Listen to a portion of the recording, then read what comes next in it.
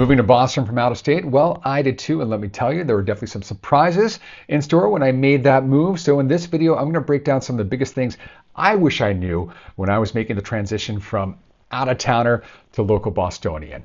From the culture to the layout of the city to the weather, the traffic, this city has a lot going for it. It has a lot of personality. So if you're planning on making the move to Boston, make sure you watch till the end. Hopefully I will save you some surprises, maybe some culture shock when you're making the move. Let's get into it. Hey everyone, welcome back. My name is Mike O'Brien. I'm a Boston real estate agent and expert, and transplant turned local has called the Boston area home for more than 15 years. So whether you're coming from the West Coast, the South, or anywhere in between, moving to Boston, living in Boston definitely has a bit of a learning curve. So today I'm going to share some real life surprises, things I wish I knew, not just fun facts, but things I've discovered after living in Boston day to day, month to month, and year after year. So let's jump in and let's get started. Now, first off, on a map, Boston may seem huge, and I guess understandably so. It's a major city when you compare it to the rest of Massachusetts. Boston is a big city, but when you compare it to other cities around the United States, I was just in Los Angeles for a couple days for a conference. That is a big city. That is sprawling. It takes forever, seemingly, to get from one section to another or one end to another, traffic, all that. Even New York, with its 5 boroughs, and in Manhattan, it can take all day to get from one side of Manhattan to the other side. But for people who live in Boston, they quickly realize how small Boston is and how easy it is to walk from one end to another. I mean, you can get from one side of Boston to the other in a morning, in an afternoon. Boston overall is just compact, it is connected, it is accessible, it is super walkable. Everywhere is seemingly just 15 minutes away from each other, whether you're on your own 2 feet, whether you're taking the T, bike, blue bike, rideshare, taxi, what have you. Boston is just a small, big city and easy to get, well, relatively easy to get from one end or one side to another, or another neighborhood to another in short order. So I know I just got done talking about how accessible and super walkable Boston is, and it is. But if you're getting around by car, even by foot, Boston can be a bit of a maze. The urban planners, the city planners back in the 17th, 18th, 19th centuries did not do the residents any favors exactly with the layout of the city. So if you're coming from an area or city that has a standard grid system, you may be in for a little bit of a shock when you get to Boston. The streets here curve, they double back, they change names mid-block. There seems to be no rhyme or reason to when streets are one way or not. You think you're going to make a turn. Oh, you can't make a turn there. It's one way, do not enter. But the next block, no, not there either. So again, you have your challenges getting around in Boston at times. GPS is helpful, of course. Sometimes it will think you're in a tunnel when you're on a surface street and try and direct you accordingly. Again, it can be a challenge, and it seems like not even the locals know all the street names in and around Boston. You will get lost, most probably, but that's kind of the fun in discovering a new city, is getting lost and finding your way back to where you need to be and discovering the new parts while you're doing it. So as we're talking about different areas and getting around Boston and different neighborhoods, I will say this: the neighborhood loyalty in Boston is definitely a real thing. And I don't say once you pick a neighborhood, you stick to it. That's far from it, because Boston's too easy to get around to stay in one kind of confined area. But people will defend their neighborhoods like it's a sports team. So whether it's Jamaica Plain or Southie or East Boston or Back Bay, totally different vibes. But I have a friend who lives in East Boston, swears by the Quiet Few. That's his spot. And Pots on Porter, that's his restaurant. And those are his go-to spots. And as you live in your neighborhood, you're going to find out what your go-to spots are, right? You're going to find your go-to coffee shop. For a lot of people in Massachusetts, that's the Dunkin' down the road. Your go-to grocery store, your go-to dog park, your local restaurant where you walk in and they know your name, like Cheers, right? Or your local bar. It just becomes your world. As you get to know your neighborhood is going to become an area of your life and an area of Boston you do become loyal to, most likely. You see that a lot in Boston. I can't believe it's taken us this long to talk about it, but it is time to talk about the weather. Now, as someone who's grown up and lived his entire life in the Northeast, I'm not unaccustomed to the winter, cold, change in seasons. But even as someone who has lived his entire life in the Northeast, Boston weather and winters definitely still hit a little bit different. Let's start with the winters because they are long, the days are short. Even I wasn't completely prepared for how long the winters can be and how short the days are just by virtue of being a little further north and a little further east. And you'll see everything possible during a Boston winter. You'll see freezing weather, slushy weather, snowy weather, rainy weather. There will be stretches where it seems like the temperatures are never getting get above freezing ever again. It seems that there are stretches where the sun will never come out again. It'll be gray, cloud covered, but it does get better. Also know you can see some years snowfall as late as April in Boston. So plan accordingly. But we get the spring, which is rainy but hopeful. Get April showers, bring May flowers, that old adage.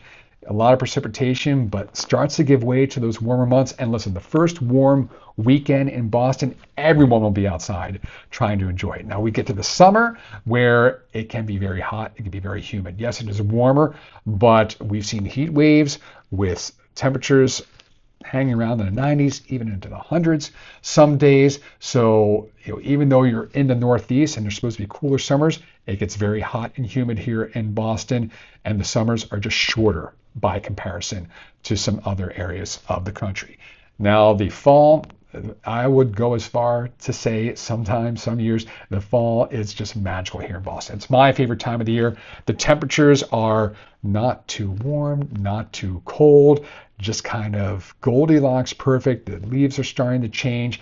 You're still getting outdoors, still enjoying the activities, and it's not winter yet, but it's not the hot and humid of the summer. So just know that even though you may be used to the cold or the winter or the change in seasons, it is a little bit different here in Boston. So plan accordingly and know that the weather will be playing a part in your daily routine, month-to-month routine, and of course season-to-season routine.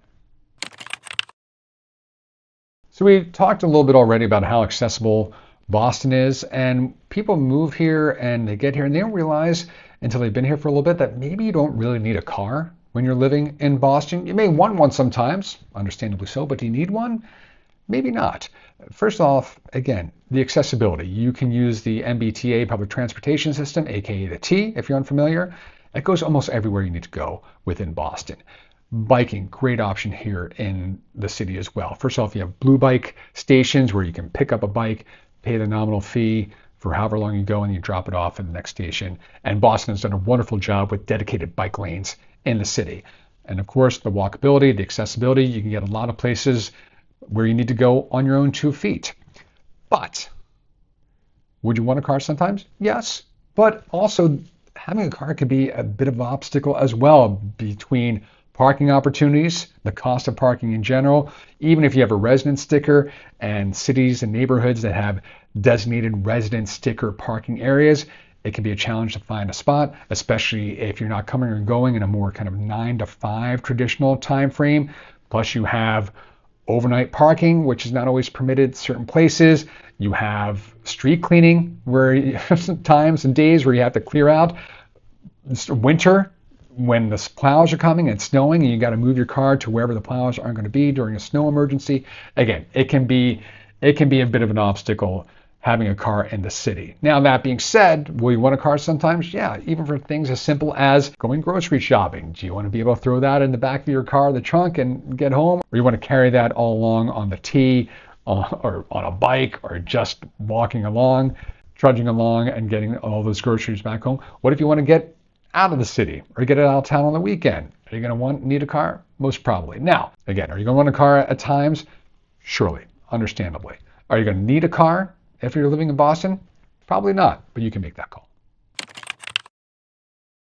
So we just talked about needing a car or not for getting around Boston, but what if you want to get out of town? Chances are you need a car, but weekend escapes, weekend trips, weekend getting out of town in Boston, definitely a thing. You see a lot of people head out of town on the weekend, especially during the summer months, and they're heading to the beach, most likely Cape Cod. They joke about Cape Cod being, where else can you drive 4 hours to the beach and not leave the state?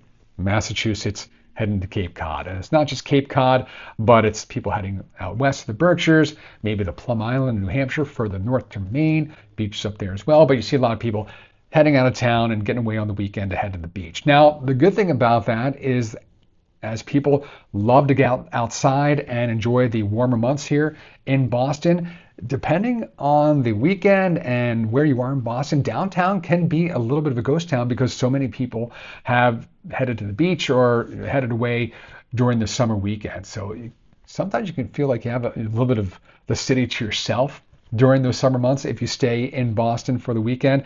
Now, during the fall, some people are getting out of town and checking out the fall foliage and leaf peeping during the weekends. But during the winter, a lot of people heading out of town substitute the ski weekends for the beach weekends. So whether it's Wachusett Mountain here in Massachusetts or going up to Killington in Vermont or Sunday River in Maine, ski weekends definitely a part of the fabric and the weekend getaways here in Boston. So pro tip, make friends quickly. See if you can find someone who's got a cape house you can crash at or get invited to, or maybe a cabin up near the mountain that you can go enjoy as well. So take a part. So definitely take advantage of those weekend getaways, either yourself or with friends. So even those who haven't lived in Boston are probably familiar with the historic nature of Boston, right? It's one of the oldest cities in America, and it's easy to walk around Boston and feel at times like you're in colonial Boston, colonial America. It's got to have historic charm. And whether you're in Back Bay or Beacon Hill or even the South End, you'll see these streets lined with those old Victorian brownstones, those old townhomes. You have the sidewalks with the gaslit lamps. Again, it's very easy to stumble upon the history here in Boston. But as much as you can feel that historic charm in Boston at times, it is cutting edge at the same time. And it's been amazing to see the modernization here in Boston over the last decade or so. I think about a section like the Seaport, which was exactly what it was, or what it's called. Back in the day, it was a seaport, industrial area, a little bit of parking lot. And now it's been modernized and developed into this amazing section of Boston with retail space, restaurants, bars, luxury condos, high-rise buildings, a lot of tech startup there as well. And it's become this great area to hang out during the summer months at the waterfront and really any time of the year. So Boston has kind of blended the history and the historic charm with the cutting edge nature and the modernization here of its city. So it's very easy to go from one building where you see 1700 brownstone, and maybe you walk the next block and you'll see a biotech lab or an AI startup. So it's kind of weird and beautiful at the same time. You're living in a museum in theory, while also living in a very innovative and tech hub and healthcare hub at the same time. So again, Boston blending that historic charm and the old with the new and the modernization here. Boston has done a wonderful job, and I don't think a lot of people realize that there is that synergy of old and new here in this city. Now, as someone who's lived in other cities around the States, what surprised me about Boston a little bit is how quiet it is compared to other cities. Boston is not an all-night 24/7 city like you see in New York City or Los Angeles, a couple cities we mentioned earlier in the video. Those are cities that literally never sleep, as the phrase goes, right? But Boston, just much quieter when you compare it to those places. Boston just shuts down earlier, and that's the logistics of it. Bars close at 1 a.m., last calls at 12:30 a.m., everybody out by 1, and you're on your way. So you don't see that all-night partying or nightlife going all the way through the night into the wee hours of the morning. And because of that, I think it seems like people just wake up earlier. So less late nights, more early mornings. And because of that, the streets get quiet at night, especially in residential areas. Now, if you live on a major thoroughfare like Boylston or Newbury or Dorchester Ave in Dorchester, you're still going to have city noise for sure. But again, in those residential areas, it can get pretty quiet. You're not going to hear that activity and revelers down the sidewalks all night, every night in Boston, as maybe you would see in some other cities. So if you want the city living without kind of the all-night noise or hustle and bustle of city living, Boston is definitely a quieter city when it comes to that. And frankly, that's pretty nice. So I hope this helps. And I can honestly say that moving to Boston is one of the best decisions I ever made, but it definitely came with some surprises, some things to get used to. And I hope this video helps you prepare and avoid any potential culture shock. So if you think about moving to Boston, DM me on Instagram at Mike O'Brien Homes. You can email me directly at mikeobrienhomes@gmail.com. I'd love to help you make this move and this transition as smooth as possible. And if you want more neighborhood breakdowns or moving tips or real life Boston advice, make sure you check out my playlist right here. And don't forget to like, subscribe, and hit the bell so you never miss any of the videos we're putting out. Thanks for watching. We'll see you next time, and welcome to Boston.